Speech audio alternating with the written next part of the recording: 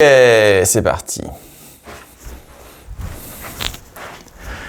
Salut à toi, bienvenue dans cette vidéo, j'espère que tu vas bien. Aujourd'hui, vidéo spéciale, c'est une masterclass qui n'aura pas le même rythme que d'habitude parce qu'on va calculer des choses en direct, je ne vais pas couper la caméra, on va faire les choses proprement. C'est parti. Alors dans cette vidéo, en fait, je vais prendre le temps de répondre à une amie à moi. Alors cette amie, c'est important que tu comprennes qu'elle n'est pas dans les formations. Si elle était dans les formations et qu'elle avait suivi les formations, eh bien, je pense qu'elle ne se poserait même pas la question. Pourtant, il me semble, puisque je sais que tu regardes cette vidéo, ma très chère, que je t'ai quand même donné les accès. Donc bon, c'est pas grave. Tu m'as fait un thème de vidéo, donc je te remercie. Donc elle, en gros, elle me contacte et elle me dit, voilà, j'ai envie d'acheter un appartement. Qu'est-ce que je fais? Et elle m'explique un peu ses problématiques. Tu vois, elle me dit, est-ce que tu pourrais me donner ton avis? Et d'après toi, quelle est la meilleure solution? Donc, écoute, je vais t'exposer un peu sa situation. Mon amie, elle bosse dans un métier qui est relativement bien payé. Alors, je ne sais pas exactement combien elle a par mois. On va dire que, pour des calculs plus simples, elle est à 3 500 €. Et je pense que c'est plus ou moins ça, peut-être un peu plus, peut-être à 4 000. Bref. Et puis, elle a un appartement qu'elle a envie de voir, enfin qu'elle a vu, qui est à 79 000 € affiché. Donc, ça, c'est son projet. Alors, on va vraiment prendre le temps dans cette vidéo. On va se poser, on va prendre des chiffres. Donc, voilà. Donc, 79 000 €, ça, c'est son projet d'achat. Et elle se dit, en gros, elle se pose plusieurs questions. Question numéro 1, elle se dit, est-ce que j'achète en nom propre ou est-ce que j'achète en société? Achète nom propre, achète, tu sais quoi? Achète pour l'interrogation. D'accord? Ou bien, est-ce que j'achète en société? Et deuxième question qu'elle se dit, j'ai de l'argent de côté. Est-ce que je mets de l'argent ou je fais que du crédit? C'est un peu ces deux questions principales, en sachant que son objectif, c'est d'arrêter de bosser parce qu'elle en a plein le cul. C'est un boulot qui la gave, dans un endroit qui la gave. Donc, elle a besoin, tu vois, de se libérer. Et elle est immobilier. Immobilier. J'ai beau lui dire, fais de la location de voiture, il y a des vannes. Non, immobilier. Donc, ok, on va rester vraiment dans le thème de l'immobilier. Autre information importante, je lui ai dit depuis plusieurs fois, fais de l'immobilier atypique. Non, immobilier relativement classique. Alors, ça reste du meublé, donc ça, c'est cool. Meublé à l'année, elle n'a pas envie de se prendre la tête avec des Airbnb. Donc, elle a déjà des investissements. Elle a deux investissements. Où est-ce qu'ils sont? Elle a deux appartements qu'elle loue donc en meublé qui lui rapportent un peu d'argent. Alors, on va regarder. En gros, c'est un appartement où elle a 275 € de crédit et ça lui rapporte quand même 1051 € de loyer. Alors, elle l'a lissé sur l'année, évidemment. Avec des charges, hein. Elle a Internet, électricité et la copropriété qu'il faut payer, qui est assez élevée, puisque ce sont des appartements où il y a le chauffage collectif. Donc, on va calculer ça ensemble pour voir en gros combien elle a de charges, combien elle a de cash flow. Malheureusement, puisque tu es sur mon téléphone en train d'être filmé, je vais prendre l'ordinateur pour faire tout ça. Donc, c'est parti. Elle a 275 € de crédit. Bon, on va faire les deux apparts en même temps. Je pense qu'on s'en fiche, hein. C'est pas une vidéo sur ces apparts. Donc, elle a un premier crédit de 275 € et l'autre de 357 €. Ok? Donc ça lui fait déjà, en termes de crédit, elle a 632 €. Évidemment, c'est en perso, d'accord? Pour le moment, c'est du nom propre qu'elle a fait et elle est dans le statut LMNP. Ensuite, elle a des charges dans ces deux appartements. Alors, les charges, il y a Internet 2 fois, il y a électricité, il y a la copropriété qui est élevée, hein, qui encore une fois, comme je te dis, c'est assez cher. Ça, c'est pour un seul appart, plus la taxe foncière qui est à 564 €. Donc ça, c'est en charge. Elle a au premier appart 2844 €. Ça, c'est les charges. Et c'est annuel, ok, par an. On va tout annualiser après. Et je te fais d'abord un petit peu son profil et après, on va réfléchir sur qu'est-ce qu'il vaut mieux faire. Ça, c'est son premier appartement. Deuxième appartement, elle a donc 500 26 € par trimestre de charge, donc ça fait mal. Plus l'électricité et plus Internet. Donc élec, Internet. Après, l'électricité est relativement bas. Et puis évidemment, la taxe foncière qui arrive après. Donc on va faire x 12. T'as vu, je t'ai dit, hein, c'est pas le même rythme que d'habitude parce que je prends le temps. C'est plus pour lui répondre à elle, mais j'en profite pour te montrer aussi. Deuxième appartement, en charge, elle a 3 568 €. Alors, si les chiffres ne sont pas exactement précis, ma très chère amie, c'est parce que je fais la vidéo en même temps, mais on s'en fout, c'est vraiment pour comprendre l'idée, même si on est très proche, puisque j'ai littéralement pris les chiffres que tu m'as donnés. Donc, en crédit annuel, on va quand même compter. On va tout mettre, on va annualiser. Donc, on a dit que tu avais 632 € de crédit par mois. Donc, tu as 7 584 € de crédit. D'accord? On va quand même garder la mensualité, ça va nous aider après pour le calcul. En tout, elle rentre quand même à plus de 23 000 €. Elle est entre 23 et 24 000 € de loyer sur ces deux appartements. D'accord? Donc, elle est à la limite du... Enfin, normalement, elle est déjà au seuil du LMNP, mais vu qu'elle gagne plus d'argent que ça, c'est pas trop grave. Pour le moment, elle est toujours en LMNP et elle passe pas en LMP. Et tant mieux pour elle parce que LMP, c'est vraiment de la daube. Voilà, ça c'est sa situation. Le projet qu'elle veut acheter à 79K, c'est un projet à 7% de rentabilité nette. Alors, on va calculer ça rapidement pour voir un petit peu ce que ça donne. Évidemment, elle m'a pas donné les travaux, mais c'est pas grave, c'est pas grave. On va regarder donc combien ça lui fait d'argent. 79, évidemment, tu ajoutes les frais de notaire, qui est là-bas à 8%, si ça n'a pas changé. Et puis, voilà, donc ça fait 85 000 € de prix d'achat. Et donc, elle a 8% de ça. Alors, 7% net, c'est-à-dire que ça lui rapporte 5 950 € par an en net. Hein, c'est quand même pas mal. Soit 495, on va marquer là, 495 € de cash flow. Non, pas de cash flow. 495 € de gain, sachant qu'elle aura un crédit là-dessus. Ok? Voilà. Et la question, c'est qu'est-ce que je fais? Je te rappelle qu'elle a 3 vraies questions, genre est-ce que j'achète en nom propre ou en société? Est-ce que je mets de l'argent de départ? Et comment je vais faire en fait, tu vois, pour me libérer du travail grâce à l'immobilier? En partant de ce principe-là. Ok. Alors, on va juste compter rapidement, juste pour voir un petit peu combien elle a de cash flow déjà avec ces deux apparts. Donc, on sait qu'elle rentre 23 000 € de loyer, moins ça. Alors, on va regarder un petit peu. Et comme ça, après, on va établir une stratégie et je vais te parler un petit peu des différentes choses qu'il est possible de faire. Alors, 2844, c'est chiant, hein, je t'avais dit. Hein. Mais en fait, vu que j'ai pas le téléphone, 3568 et 7584. 584. Ok, donc il lui reste à la fin de l'année 9 000 € de cash flow. Ok, évidemment, elle n'a pas encore assez pour s'acheter un yacht et partir en vacances quand elle veut. Donc, enfin en vivre, en vrai juste en vivre. Donc quelles sont les solutions?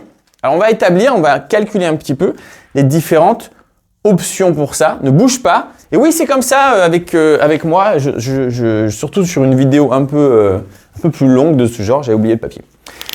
Donc 9 000 € de cash flow, ça veut dire qu'en gros, elle a 750 € de cash flow par mois. On peut pas vraiment en vivre encore, tu vois. On en est loin. Donc, comment optimiser ça? Ok, on a un petit peu toutes ces données. On fait une image mentale, clic, clic, clic, clic, clic, clac. Et donc, on va récupérer quelques données qui vont être importantes pour la suite. Ces données, c'est évidemment que elle est à la limite, tant qu'elle travaille, elle est toujours LMNP. mais le jour où elle arrête de bosser dans cette configuration-là, elle va passer LMP. Alors, on va parler de ça avant d'aller plus loin. On va éliminer ligne par ligne, puis après, on va établir la stratégie. Quand tu es LMNP, tu es dans une case fiscale de triche. Je ne sais pas même pourquoi ça existe, mais ça existe. Tu as tous les avantages du particulier et tu as tous les avantages d'une société. Et tu n'as pas les inconvénients de la société. C'est-à-dire qu'en gros, en tant que particulier, quand tu fais du LMNP, eh bien, tu vas pouvoir pratiquer les amortissements. Les amortissements, c'est de dire, moi, j'ai dépensé 100 000 € dans un bien, et donc, puisque c'est une activité commerciale, même si je suis en tant que particulier, la location meublée est considérée comme investissement commercial, eh ben, on peut diviser le coût d'achat sur un certain nombre d'années pour me retirer, pour créer une charge fictive comptable qui va faire que ça va me déduire de mes impôts. Donc, en gros, j'ai 100 000 €. Eh ben, je vais pouvoir amortir un certain nombre de choses, les meubles, les travaux, le bien en lui-même. Et ce qui va faire que, mettons, tous les ans, je vais amortir 10 000 €.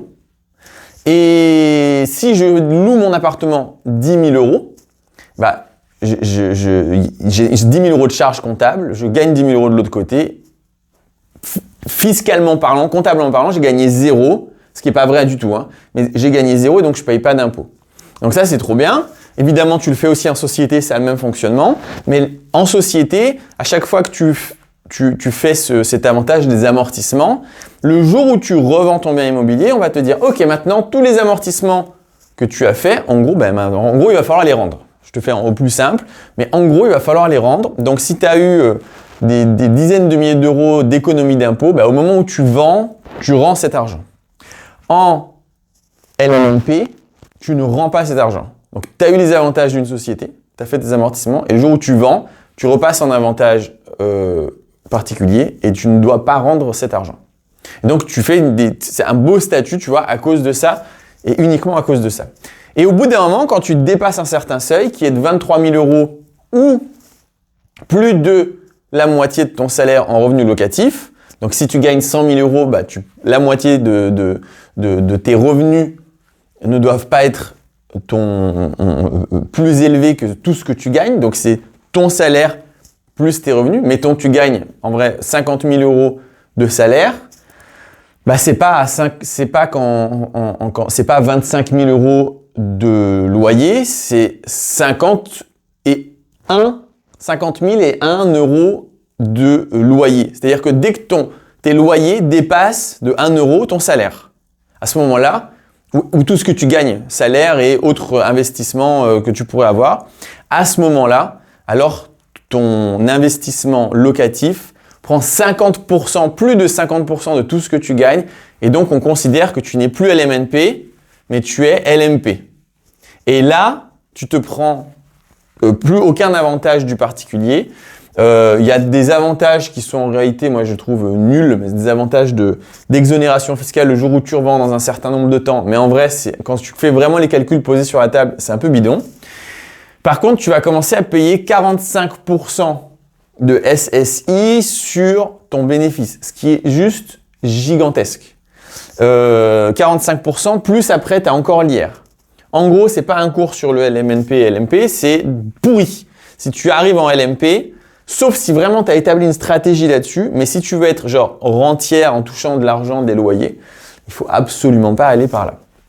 Donc là, elle y est déjà. Pour le moment, elle gagne plus, donc c'est pas grave. Mais ça veut dire que déjà maintenant, premier gros obstacle, on va le marquer quelque part parce que c'est important, on va le marquer en bas là. Le premier gros obstacle, c'est le jour où tu arrêtes de bosser, tu vas passer en LMP. Et là, tu vas gagner beaucoup moins. D'accord? Le jour où tu veux vivre de tes investissements.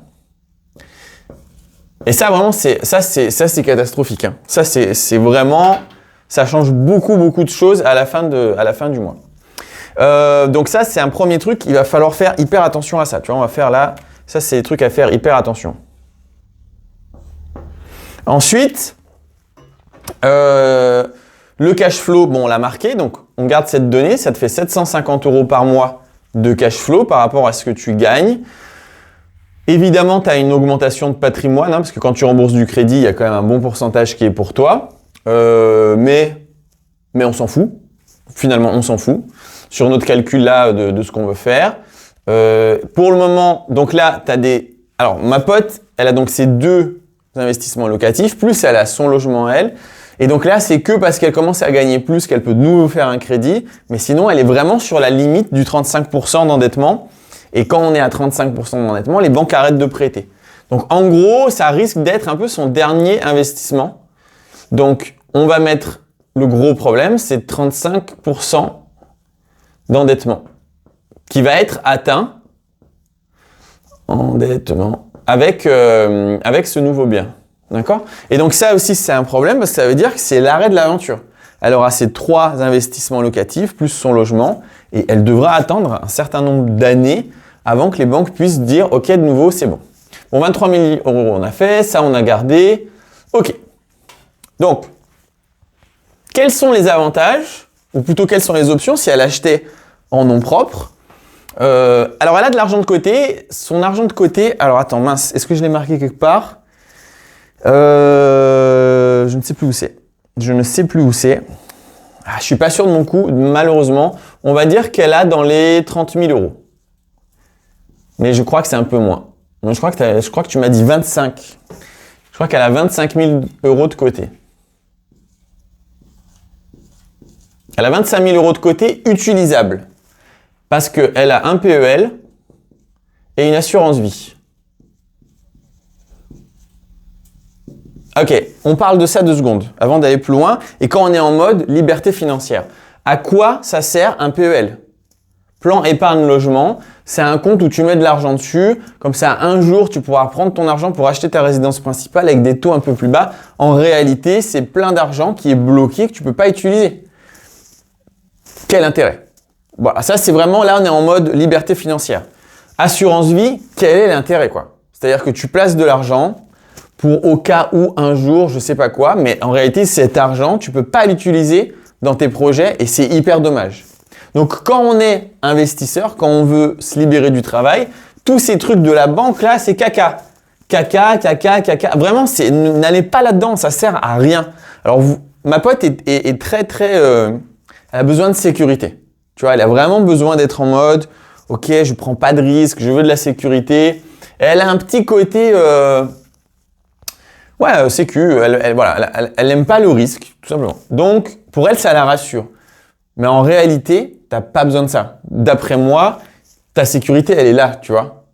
Tu gagnes de l'argent avec ton immobilier, t'as pas besoin d'un PEL et t'as, à mon avis, vraiment pas besoin d'une assurance vie. Qui est en plus risqué si tu creuses un petit peu et que tu vois qu'il y a plein de dettes en euros et qu'en fait l'euro c'est pas forcément sûr que ça va garder sa valeur toute la vie. Donc voilà, pour moi on ne va pas là dans ces trucs là. Ensuite, donc option 1, elle achète. Alors option 1, elle achète en nom propre, ce qui veut dire que elle a tout, c'est sûr que le jour où elle arrête, elle passe LMP. Même si déjà maintenant c'est le cas, mais là maintenant on est vraiment, c'est sûr et certain. Elle est très contente parce qu'elle a eu un taux à, je crois, c'est 3,75%. Et ça c'est important. Et pour elle c'est important et on va voir pourquoi. Elle se demande, est-ce que je mets mon argent? Est-ce que je mets mon épargne? Alors on va calculer ça un petit peu plus sérieusement maintenant. Donc on va parler du projet. Il est à 85 000 €. D'accord? Je suppose qu'elle arrive à le faire sur 20 ans, mais on va dire que, ah non, 20 ans c'est compliqué, alors on va le faire sur 15 ans. Elle est à 3,75. D'accord? 3,75 de taux de crédit. Alors, ce projet-là, intégralement financé, ça va te coûter 26 000 € de perte, tu vois, c'est les intérêts pour la banque qui sont perdus. 26 265. D'accord? Ça, c'est l'argent perdu. 26 000 €, 265 000. Perdu, adieu à tout jamais, et c'est pour la banque. Rothschild et compagnie, tu vois. Maintenant, si tu te dis, ok, est-ce que je mets les 25 000 €? Alors, combien ça va te faire économiser de mettre 25 000 € sur 15 ans? Donc, c'est-à-dire qu'au lieu de payer 85 000, tu vas payer, tu vas faire un crédit de 65 000. Au même taux, on est à 20 000 euros. Donc, ça veut dire que ça, c'est ce que va te coûter le projet. Avec ton apport, tu seras à 20 085 euros. Donc, première question à se poser. Est-ce que est-ce qu'il n'y a pas un investissement à faire avec 25 000 euros que tu vas bloquer pendant 15 ans, jusqu'à la revente, qui finalement, tout ça, ça va te faire économiser 6 200 euros. Voilà. Donc, c'est une question vraiment à se poser. Est-ce que ça vaut le coup de bloquer 25 000 euros pour gagner 6 200 euros? D'après moi, c'est mon avis, 25 000 euros pour, attends, encore une fois, pour économiser, je te dis quoi? 6 200 euros. Sur 15 ans, ça voudrait dire que, on va prendre la petite calculette, ça voudrait dire que tu penses pas faire plus d'argent, parce que c'est comme ça en fait, c'est juste une allocation. J'ai 25 000 euros, qu'est-ce que j'en fais? Alors, je t'ai dit quoi? 6 200. Ah, excuse-moi, 6 200 euros, c'est chiant, hein? C'est pas le même rythme que d'habitude, je suis désolé, quoique. 6 200 euros sur 15 ans. Ça veut dire que, avec ton argent, là, 25 000 euros, tu penses pas que tu peux les investir ailleurs qui te ferait gagner plus que 413 euros. Elle est là ton économie. Quand tu mets 25 000 balles sur ton projet, ton économie par an, c'est 413 euros. Donc, on peut le compter différemment. On peut le compter en taux de, comment dire, de rentabilité. D'accord? Tu as mis 25 000 euros sur la table. Donc, 413, tu as économisé, tu as investi sur un plan à 1,65%. Voilà. C'est ça ta renta de ton investissement. Voilà. Donc ça, c'est une première question et ça marche pour absolument tout. Tous les business, que ce soit IMO, business, etc. Tu as de l'argent à investir. Tu vas te dire, oui, mais je vais mettre de l'apport parce que du coup, je vais payer moins, tu vois. Je vais sur les intérêts. Mais finalement, si vraiment tu calcules, en gros, tu dis bye bye, il y a 25 000 balles que tu places sur un appartement pendant 15 ans pour économiser 6 200 euros, soit 413 euros par an, soit tu as investi un truc à 1,65%. Ça, c'est sur l'économie de ton appartement. On ne te parle pas que, oui, d'accord, ton appart, il est à 7% de rentabilité. Ok, mais là, ton économie, elle est là. Puisque de toute façon, ton appart, tu vas l'avoir. Que tu mettes tes 25 000 euros ou que tu fasses un crédit au maximum, tu peux pas maintenant faire à 100%, mais au maximum, ton investissement de la différence, elle est là, 1,65. Moi, je trouve que c'est pas ouf. Voilà, moi, je pense que tu peux faire beaucoup plus d'argent ailleurs. Donc, en gros, déjà pour répondre, c'est que mon avis, à la première question, est-ce que je mets de l'apport? La question est non, quoi. Absolument pas. Absolument pas. On ne met pas d'apport. Garde ton argent, investis-le ailleurs et voilà, quelque chose qui envoie plus que 1,65%. Maintenant, je continue ma logique en réfléchissant en même temps à ce que je veux te dire. Ça aurait été cool de calculer combien tu gagnes avec ça, avec ton deuxième appart. Puisque tu es à 7% de renta et qu'il y a ce crédit-là. Ah oui, alors attends, on va faire ça. Donc, si tu fais 85 000 euros de crédit, tu es à 618 euros. C'est bizarre. Tu es à 618 euros de mensualité. Donc, te connaissant, ça veut dire que tu as réussi à l'avoir sur 20 ans et que tu serais à 503 euros de mensualité et que tu ne gagnerais pas de cash flow. Si tu me dis que c'est 7% de renta, c'est-à-dire que tu auras forcément... je sais pas comment tu as compté ça. Alors, on va donner le bénéfice du doute parce que tu as fait du cash flow. Donc, on va dire que tu fais pareil. On va dire que c'est un peu moins bien parce que les marchés ont un peu évolué et que tout coûte un peu plus cher. Mais on va dire que Après, à toi d'ajuster, hein. Parce que là, il y a un truc bizarre. On va dire que tu fais 250 € de cash flow avec ce nouvel appartement. Ok? Et que du coup, bah, boum, gagné, tu es à 1000 € par mois maintenant. Ok? Tu es à 1000 € par mois. Très bien. Tu as eu ton taux à 3,75. On garde cette information, elle est importante parce qu'en société, ça va être beaucoup plus que ça. Quelle est ta vie maintenant? Tu as acheté ton appartement, tu t'es dit, allez, tu sais quoi, je ne mets pas les 25 000 €. Et aujourd'hui, tu as 1000 € par mois. Très bien. Tu as tes 1000 balles par mois. Ton taux d'endettement, il est à 35%, donc tu ne peux plus acheter. C'est fini. Et le jour où tu arrêtes de bosser parce que tu vas te dire, non mais quand même, c'est bon, bah en fait, vu que tu es à plus de 23 000 €, alors je vous rappelle que ça, c'est le cash flow. Hein. En réalité, elle rentre plus d'argent que ça. Tu vas donc être en LMP. Et donc, bah, tout ça là, c'est ton cash flow. On va te dire, ah bah, ça va s'approcher de ton bénéfice hein, sur nos calculs là. Il aurait fallu que je fasse beaucoup plus sérieusement, mais au moins tu comprends. Bah maintenant, on va te prendre 45% de ça. Voilà. Et plus ton IR. Bon, ton IR, elle va être basse, hein, du coup, si tu ne travailles plus. Mais quand même, il y aura quand même un petit 17,2 qui est la CSG CRDS. Et peut-être, bon, on va s'arrêter là. On va dire que tu ne gagneras pas tant que ça. Mais ça veut dire qu'ils vont te prendre beaucoup, hein, sur ton beau cash flow magique. Ils vont te prendre 45 et 17. 45 plus 17,2. Ils vont te prendre 62% de ton cash flow en imaginant que c'est aussi ton bénéfice comptable. Qui est donc 62,2%. Et donc, il te reste 400 balles normalement. 378 €. Voilà.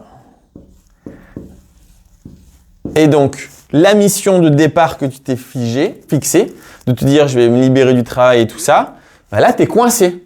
D'ailleurs, c'est pour ça que tu me demandes mon avis, c'est que je pense que tu sais que tu es coincé. Donc là, en fait, tu es morte. Voilà. Ton option de vie, c'est de continuer à bosser, et puis un jour peut-être essayer de faire un autre crédit, et puis bah ouais, tu gagneras de l'argent, mais tu continueras à bosser dans un endroit que tu n'as pas forcément envie d'être, etc. Et moi, ça fait un moment que je te dis, mais passe en société. Donc, on va calculer un peu la société. Là, on se rappelle que tu arrêtes de bosser, il te reste 378 € pour vivre parce que tu seras en LMP. Donc, moi, depuis longtemps, je te dis passe en société, passe en société, passe en société. Alors, on va faire les avantages de la société, les inconvénients de la société et puis surtout, combien ça coûte parce que c'est important. Je vais quand même regarder si ça continue de filmer parce qu'on ne sait jamais. Et yes, ça continue de filmer, donc je suis assez content. Je n'ai pas fait une demi-heure pour rien.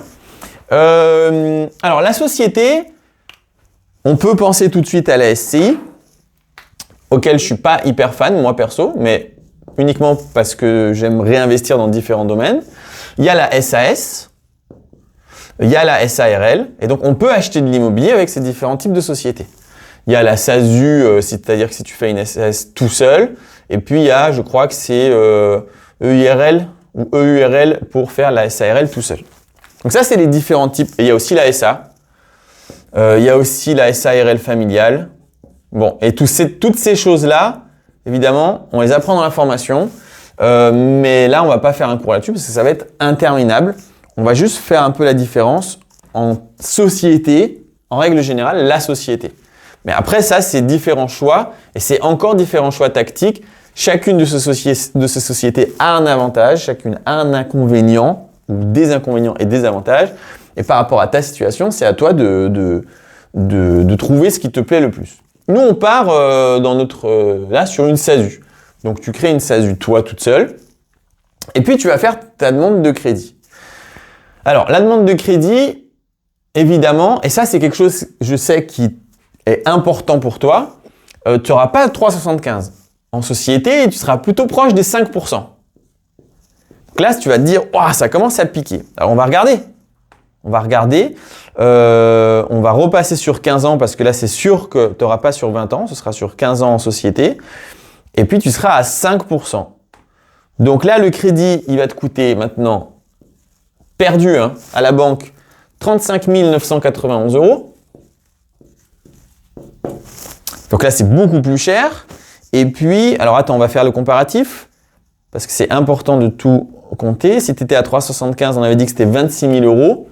Je le mets en dessous. Je le mets en dessous en vert pour dire que c'était mieux de le faire en nom propre. 26 265 euros. Donc là, on a une économie qui est pas à ce point, mais je vais l'arrondir parce qu'on y est presque, de 10 000 euros si tu fais en nom propre que si tu fais en société. Donc là, tu te dis, waouh, c'est horrible la société. Restons là pour le moment, on va voir. Et puis tout est plus cher. Clairement, en société, tout est plus cher, il faut le savoir. Les travaux, ça va être plus cher. Tu vas payer 20% de TVA et non pas 10% de TVA. La banque va être plus chère parce que tu vas devoir ouvrir un compte en banque avec des frais bancaires de société. La création de la société, combien ça coûte? On va les mettre en rouge, tous ces trucs-là, parce que ça fait peur. Si tu fais un truc simple en ligne, tu es aux alentours de 500 euros. Et si tu fais, comme toi, je te connais, tu vas chez l'expert comptable, il va te le faire à 1500 euros. Mais mon humble avis, c'est que Internet ou l'expert comptable font exactement la même chose. Ils prennent le template qu'ils ont déjà fait 500 fois, ils changent juste le nom, ils mettent ton nom et l'objet social et basta. Pour moi, ça n'a aucun sens d'aller devant un expert comptable ou un notaire ou ce que tu veux qui peut te créer une société alors qu'il y a des sites Internet qui le font de manière très très bien. Quand tu es toute seule, si vous étiez 10 avec des conditions particulières, des choses et des machins, ok. Mais là, toute seule, d'après moi, tu oublies tout de suite les trucs physiques et tu passes en mode en ligne. Bienvenue en 2024, quoi. Donc 500 euros de création et puis ensuite derrière, ça nous coûte 1000 euros. Alors ça, c'est la création. Donc c'est à payer qu'une fois. Et ensuite, ça coûte dans les 1200 euros de comptabilité. D'accord? Et ça, c'est par an, par contre. Ça, c'est par an. Donc ça, c'est des coûts en plus. Donc en gros, pour le moment, ce que je te dis, c'est que si tu achètes en société, ça va te coûter à la fin 10 000 balles plus cher de crédit. Ça va te coûter 500 euros au début pour créer ta société. Et ensuite, ça va te coûter 1200 euros par an de comptabilité. Donc, en gros, on était à 250 euros de cash flow. Ça va réduire ton cash flow, tout simplement. Hein. C'est juste inévitable. Alors, combien il va te rester de cash flow sur ton appartement?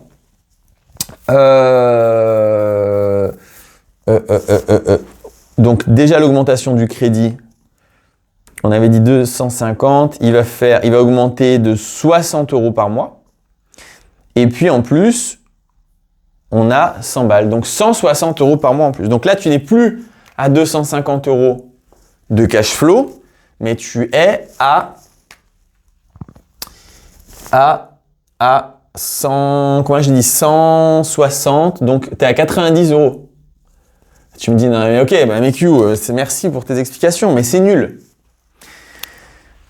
Ouais, vu comme ça, c'est un peu nul. Mais reste avec moi, on enchaîne, et c'est là que ça va être intéressant. Maintenant, tout à l'heure, on a vu que tu étais coincé en nom propre. Et on essaye de te décoincer, de se dire, ok, quelles sont les solutions? Comment on va faire? À la fin, là, quand tu étais en nom propre, en mode tu arrêtes dans la situation actuelle avec le fait que tu sois en LMP, etc., il va te rester 300, on arrondit à 400 euros par mois. Donc, tu peux pas en vivre. Et même si tu optimisais et que tu arrivais à pas être en LMP, on va même faire ça, même si tu arrivais à pas être en LMP, tu paierais quand même, tu aurais 1000 euros par mois de cash flow, ce qui est pas fou, mais ça pourrait passer dans certains pays en tout cas. Et puis on n'a pas parlé de ton imposition, je suppose que tu commences à payer un peu des impôts. Alors du coup, quels sont les avantages de la société? Bon, société, on enlève ça. On a vu que ça coûtait plus cher, 10 000 balles de crédit, et puis des charges en plus. Ok. Maintenant, la société, elle va te donner accès à quelque chose d'assez génial, c'est que on s'en fout de 35% d'endettement. C'est fini cette histoire. Basta, ciao, merci, au revoir. Il n'y a pas de restriction HCSF pour les sociétés. Il n'y a pas de restriction HCSF pour les sociétés. Ça veut dire c'est freestyle. Et t'inquiète que les banques elles font du freestyle en mode « Ah ouais, on peut faire ce qu'on veut ». Donc, par exemple, moi, dans ma banque, quand je fais un crédit immobilier, elle me dit tout ce qui est remboursement anticipé, c'est 8%.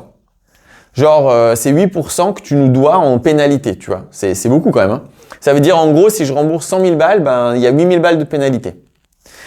On a vu que tout était plus cher. Ils font comme ils veulent, donc ils se gavent. Mais vu qu'ils se gavent, ils s'en foutent des 35% d'endettement. Parce qu'ils se disent, bah nous, en fait, en gros, on va gagner de l'argent beaucoup plus avec des sociétés. Du coup, pour le coup, là, ils vont vraiment te dire, il faut mettre de l'apport, 10-15%, c'est sûr. Donc, tu utiliseras un peu ton argent de côté. Et par contre, encore une fois, ils disent, nous, maintenant, on va calculer non plus avec les 35% d'endettement, mais on va calculer en taux différentiel. Et le différentiel, c'est comme ça que moi, perso, j'ai réussi à me libérer du travail avant parce que le différentiel existait en tant que particulier. C'est quoi le différentiel? C'est de dire, ok, très bien, tu achètes ton appartement, tu as 90 € de cash flow là, ok, ben, ou de bénéfices, ou appelle ça comme tu veux, de bénéfices à la fin de l'année, à la fin du mois, ben, on va faire un crédit entre combien tu dois payer de crédit d'un côté et combien tu gagnes de l'autre. Donc, si par exemple, tu as 500 € de crédit, mais que ton appartement, il te rapporte 1000 €, bah, ils vont dire, ok, donc tu as 500 €, ils ne comptent pas les charges, bizarrement, ils ne comptent pas les charges. Donc, tu as 500 € de différentiel. Et donc, on va te prêter de l'argent par rapport à ces 500 € là. Et si tu as d'autres investissements, on va additionner les différentiels. Donc, peut-être tu as 500 € sur un appartement, de l'autre, tu as peut-être 300 € de différentiel, bah, du coup, maintenant, on va te faire un crédit sur ces 800 €, et puis peut-être que, et ainsi de suite. Et donc, si tu as par exemple 800 € de cash flow, ben, ils vont se dire, ok, si tu as 800 € de cash flow, ben, ça veut dire que tu es capable actuellement, tout de suite, à l'instant T, de rembourser un crédit à hauteur de ce cash flow-là. Ce qui veut dire déjà que ça te décoince. Ça te décoince. Alors, si tu vas me dire, ouais, mais 90 €, ils me prêtent quoi? Ben, on va calculer. C'est rien. Voilà, ils vont juste pas te prêter grand-chose. Je sais même pas comment calculer ça. Ça voudrait dire ils te prêteraient peut-être 15 000 balles. Attends, j'essaye. Hein. J'essaye. Même pas. Ils te prêteraient 12 000 €. Attends, je regarde. Voilà, ils te prêteraient dans les 12 000 €. Tu vas me dire, ah bah super, hein, merci tout ça pour ça. Oui, mais c'est pas fini. Le truc, c'est que on a encore le problème que si tu arrêtes de bosser, tes anciens apparts, ils vont passer à LMP et donc ça va te foutre dans la merde. Par contre, si tes appartements, tu les loues, d'accord? Tu loues tes apparts à ta société. Ok? Et que tu as ton appart 1 et tu as ton appart 2. On avait dit que tu avais 750 € de cash flow. Donc, ça veut dire qu'en gros, la technique, c'est de faire la suivante, c'est de dire, tu fais un prix du loyer qui correspond à toutes tes charges et à tous tes crédits. Et le cash flow, tu ne le prends plus toi. Donc, en gros, tu baisses.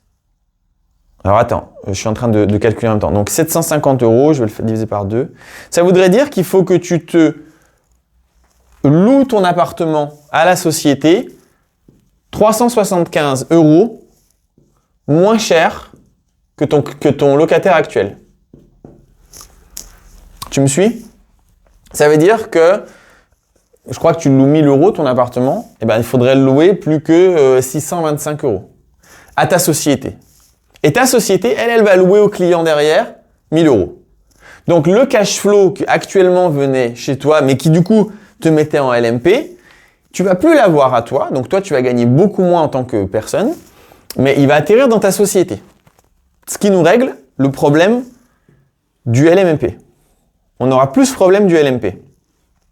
Et donc, maintenant, ces 700 € vont venir ajouter aux 90 € qui sont là. Donc, ça va te faire, c'était 750, 750, ça va te faire 840 €. Maintenant, ta société, elle génère 840 €. le comptable n'augmente pas parce que tu as plus d'appartements. Le comptable, on l'a déjà compté dans ton premier logement. Donc, le comptable est déjà payé. Tu as déjà payé tes frais de banque, tout est un peu plus cher. Et du coup, ta société génère 840 € de cash flow ou de bénéfice. Maintenant, dans la société, on appelle ça du bénéfice. 840 € de bénéfice par mois. Du coup, qu'est-ce qui se passe? 840 €. Ah là, ça commence à faire un joli petit crédit. Ça va te générer, genre je fais un test, parce que la calculatrice marche pas comme ça. Ça va te générer une capacité à faire un crédit de nouveau.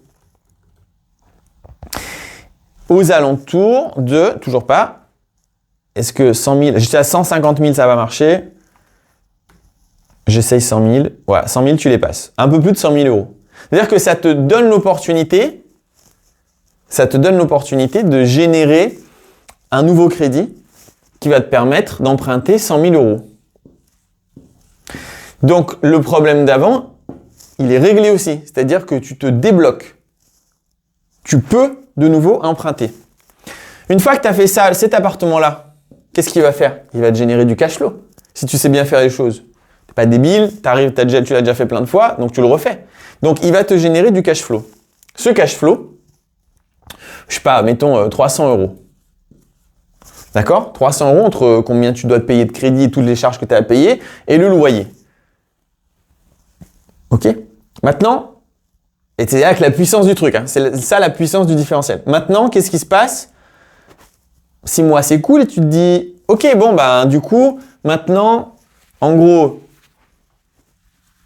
dans ma société, il y a, j'ai dit quoi, 750 € de mes 2 premiers apparts, 90 du nouveau et 300 du prochain. Donc, maintenant, j'ai 1090 €. D'accord? Ok, on efface ça.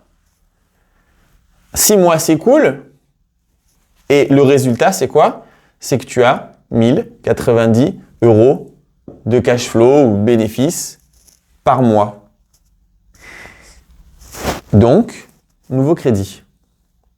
Donc, tu peux de nouveau faire un crédit.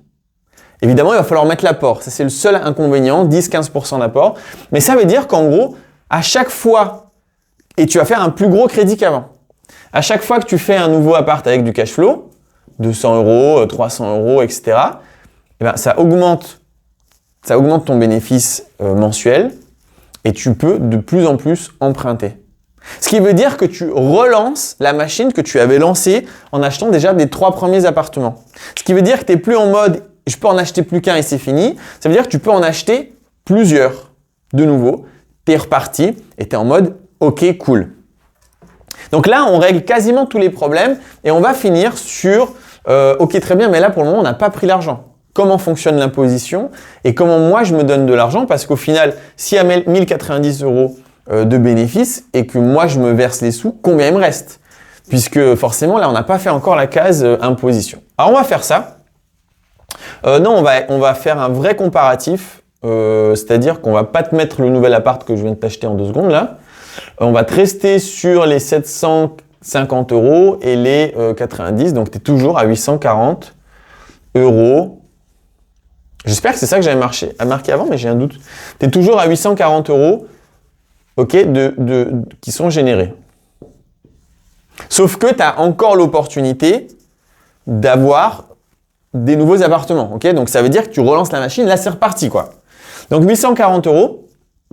Combien il te reste dans ta poche? Alors si tu fais 0 optimisation fiscale, en gros tu te dis, à la fin de l'année tu te dis, moi je me prends les dividendes, et on enlève 30%, tout simplement, qui est la flat tax, et il te restera 588 €. D'accord? Et sur ces 588 € par mois, tu as encore ton IR à payer. Là, on a 0 optimisé. Impôt sur le revenu qui va être... alors, en flat tax, tu as déjà la CSG-CRDS qui est payée. Donc, c'est vraiment juste sur combien tu gagnes dans l'année. Donc, est-ce que si ta tranche d'imposition elle est à 0, tu es à 0 €. Si elle est à 11%, tu es à 11%, etc. Ça va être à voir. En gros, normalement, si tu gagnes 1000, 2000 € par mois, tu n'en payes quasiment pas d'IR. Il faut savoir quand même. Tu payes quasiment pas d'IR.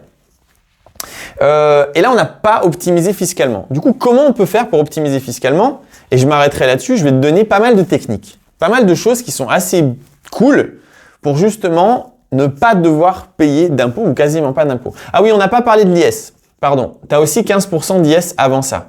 Alors du coup, ça fausse le calcul. Donc attends, je te le refais. 840, 15% de ça. Ah les gars, fais pas comme ça. Donc 840. Donc il te restait 714 puisque tu as été imposé dans ta société. Et ensuite de ça, on a dit qu'il te restait 70%. Donc il te restait 500. 499,8. Donc 500. D'accord, 500 euros. 500 euros. Et de l'autre côté, c'était 400 euros. Hein, en nom propre. Donc ça veut dire que déjà comme ça, tu gagnes 100 balles de plus. Alors c'est pas fou, mais c'est déjà ça. Et encore une fois, c'est juste que là, tu relances ta machine. Tu relances ta machine d'investissement. Mais tu peux évidemment optimiser. Ça, c'est 500. Alors on va essayer de faire quelques optimisations fiscales et non pas de la fraude fiscale. Optimisation fiscale, tu as plein de choses que tu peux faire dans une société. Je vais t'en nommer quelques-unes. On va pas forcément le calculer, mais tu vas voir, tu vas comprendre le système. En 1, tu as évidemment les forfaits kilométriques qui sont énormes. Alors, c'est quoi le forfait kilométrique? C'est de dire, tout ce que je fais en kilomètres pour ma société, je le marque et en fait, ma société me doit de l'argent. La société, elle va payer cet argent à toi sans aucune imposition. Donc, tu as un virement, tu as ton argent, tu n'as aucune imposition là-dedans. Zéro, donc c'est absolument génial. Je sais pas, ça dépend de ta voiture, mais ça peut être 60 centimes du kilomètre. D'accord? Donc 60 cents du kilomètre. Tu vas me dire, ok, génial, mais si tu vas voir, je sais pas, un appartement et que tu vas faire tes travaux et que tu fais des visites et que tu fais ceci et que tu fais cela, très vite, très vite, tu peux faire 1000 balles par mois en fait. 1000 kilomètres par mois. 1000 kilomètres, ça te fait 600 euros. 600 euros que tu sors de ta société, là, tu es déjà quasi sur ton bénéfice. Hein. Donc là, quasiment, tu payes déjà plus d'impôts. 600 euros que tu vas devoir sortir tous les mois. Ok. Ensuite, en 2, qu'est-ce que tu as qui peut être intéressant? Tu as des trucs qui existent. Genre, tu fais une petite formation qui coûte 200 balles et tu apprends des choses sur être gérant d'entreprise. Et ça te fait 925 euros d'économie d'impôt. Genre, si tu dois 1000 euros d'impôt, ils enlèvent 925 euros. C'est pas de ta base imposable, hein, c'est vraiment de ton imposition. Donc, tu as ça, ce qui t'enlève 925 euros. Et en plus, quand tu payes 200 balles, tu peux le faire sur 2 ans. Donc, 925 euros année 1, 925 euros année 2. Qu'est-ce que tu peux faire d'autre? En gros, ton téléphone, il peut être payé par la boîte si tu utilises ton téléphone pour appeler. Donc ton téléphone, ton forfait téléphonique, tu peux te payer ton ordinateur. Donc c'est des choses qui sont pour la boîte. Encore une fois, c'est pour la boîte, mais quand même toi tu vas aussi, ils sont existants, tu vois. Et donc ce sont des choses que toi personnellement peut-être tu vas plus devoir acheter. En tout cas que tu vas pas devoir acheter pour faire ton activité. Donc forfait, ton ordinateur, tu peux te payer un loyer. Donc la société peut te payer un loyer à toi. Donc là, encore une fois, tu sors pas mal d'argent. Qu'est-ce que tu peux faire de cool? Avec des clients hein, ou avec des artisans, ou si parfois vous dites ok, on se donne rendez-vous au resto ou on se donne rendez-vous au café, tu peux faire, si c'est avec des clients, des restaurants par exemple. J'insiste, hein, des clients ou en tout cas dans ton monde de travail lié à ton activité professionnelle qui est l'immobilier. Tu peux. En vrai, rien que là, il y a d'autres trucs encore, hein, mais rien que là, en gros, tu as enlevé toute ton imposition. Et donc, tu repasses à 840 euros vraiment. Et je sais plus combien on avait compté, mais on va le refaire. 840, voilà, tu repasses à 588 euros dans ta poche. Ok. Donc, tu vas me dire, ouais, mais c'est plus cher. En fait, oui, la société est plus chère. Donc, comment on contre ça? On se rappelle que le coût du crédit est plus cher, tout est plus cher. Ben, en faisant du volume. En faisant non pas un appart, mais 2, 3, 4, 5, 10, 20, 30. Et vu que tu n'es plus en nom propre, mais en société, tu peux enchaîner. Et tu peux acheter de nouveau. Alors qu'en nom propre, tu es kéblo. Donc là, ton aventure immobilière s'arrête. Donc, et encore, même, ok, ça te coûte plus cher. Attention, c'est important, ça te coûte plus cher sur le papier, mais à la fin du mois, à la fin, quand vraiment t'arrêtes, tu vas gagner plus d'argent en société, 588, que si tu étais en nom propre. On était aux alentours de 400. Donc, il y a un moment, il faut essayer d'arrêter de penser, d'après moi, il faut arrêter de penser facilité, non propre. S'intéresser à quelque chose qui n'est pas si compliqué que ça, parce qu'en vrai, là, je t'ai donné beaucoup d'infos. Évidemment, il faut rentrer dans chaque détail, il faut rentrer un peu plus dans les infos, mais il n'y a pas non plus 1 milliard de trucs à savoir sur les sociétés. Et ça te débloque. Donc, pour résumer, et je vais finir là-dessus, d'après moi, puisque tu me demandais mon avis, d'après moi, tu devrais acheter ton appartement en société, en sachant que tu vas répondre au plus gros des problèmes, d'après moi. Tu vas te débloquer. D'accord? C'est-à-dire que tu vas pouvoir enchaîner des biens puisque toi, tu es immobilier. Ouais, tu vas pouvoir enchaîner des biens, alors que là, maintenant, tu es kéblo en tant que particulier. 2, tu vas sortir du problème qui, je sais que pour le moment, tu t'en rends pas compte, mais un jour, ça sera un vrai problème. Tu vas sortir du LMP. Ou plutôt du futur LMP. Parce que ça va te défoncer. Hein. Ça, c'est juste inévitable, quoi. Débloquer. Alors, attends, c'était quoi ta question? Argent. Ouais, et donc, débloquer, sortir du LMP. Et surtout, genre, la liberté financière, ou en tout cas, arrêter de bosser, bah, ça redevient possible. Que là, en toute franchise, en nom propre, c'est pas possible. T'es coincé, en fait, là. C'est trop lent. Et tu me le dis souvent, je me sens coincé, je suis coincé. Société. Alors oui, tu vas me dire, oui, mais ça coûte plus cher. Mais tu as vu qu'à la fin, quand on calcule tout, non, pas forcément. Ça coûte pas forcément plus cher. Et il faut vraiment essayer de compter dans sa globalité, tu vois. Voilà, moi je crois que j'ai essayé de répondre. Alors même si ça peut paraître plus cher là tout de suite maintenant, parce que toi je te connais, que tu vas me dire oui mais c'est 3,75 en nom propre. Et là tu me dis 5% pour le taux d'intérêt. Mais on s'en fout en fait. En fait on s'en tape. À la fin du projet là, si tu arrêtais de bosser encore une fois, hein, puisque c'est quand même ça que tu veux, bah tu aurais 400 €. Et de l'autre côté, tu aurais 588, donc tu aurais plus d'argent en société. Et ça, c'est que là, tout de suite, à l'instant T. Projette-toi dans 1 an, dans 2 ans, dans 3 ans, tu seras toujours à 400 € parce que tu ne pourras plus acheter en nom propre. Alors qu'en société, bah, tu auras augmenté, tu auras acheté de nouveau un autre bien, 2e bien en société, 3e bien, 4e bien. Et peut-être que tu seras à 2500 € dans quelques années parce que tu auras pu enchaîner. Et là, tu pourras arrêter de bosser. Donc ça, d'après moi, c'est une solution qui peut t'amener vers la liberté financière. Bien sûr, il faut continuer à faire ce que tu fais, hein, c'est-à-dire à investir dans l'immobilier, etc. Et qu'en nom propre, en fait, c'est fini. La partie du jeu, elle est terminée là-dessus. Le problème du LMP, il va être dramatique le jour où tu arrêtes de bosser. Et surtout, tu n'as plus accès aux biens immo. Là, tu es coincé. Donc, d'après moi, passe en société. Et il y a beaucoup de ce genre de réflexion à se faire dans plein de domaines différents. Souvent, on pense non propre au début. Là, on est vraiment resté que dans l'immobilier. Évidemment, il y a plein, enfin, quand je dis l'optimisation fiscale, il y a tellement de trucs à faire. On peut créer une holding qui chapeaute aussi d'autres types d'investissements, qui peut aussi réduire l'imposition, il y a vraiment énormément d'outils. On a parlé, on part sur la flat tax à chaque fois, mais on n'est pas obligé de prendre la flat tax quand on prend les dividendes. On peut aussi demander non pas la flat tax, mais uniquement l'IR.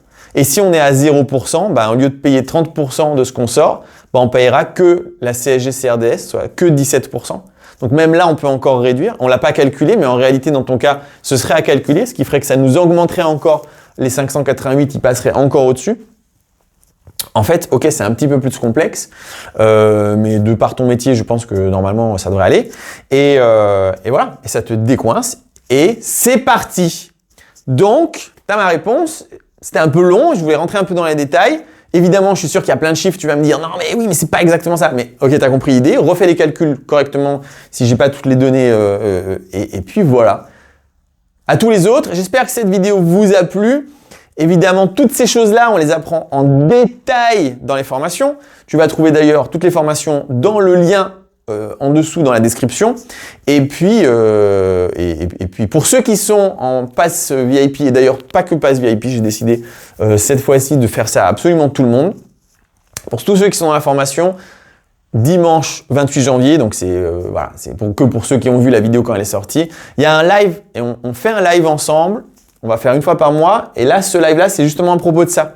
S'il y a des choses que vous n'avez pas compris, si un truc de calcul et vos cas par cas, situation par situation, on peut en parler demain. Voilà, pour ceux qui sont dans les formations, maintenant vous avez une fois par mois, on se fait un live que entre nous. Et pour les autres, vous restez sur YouTube et voilà, c'est comme ça la vie. Bon, j'espère que cette vidéo vous a plu. Si c'est le cas, pouce bleu, abonnez-vous, partagez. Et on se retrouve pour des prochaines aventures. Ciao!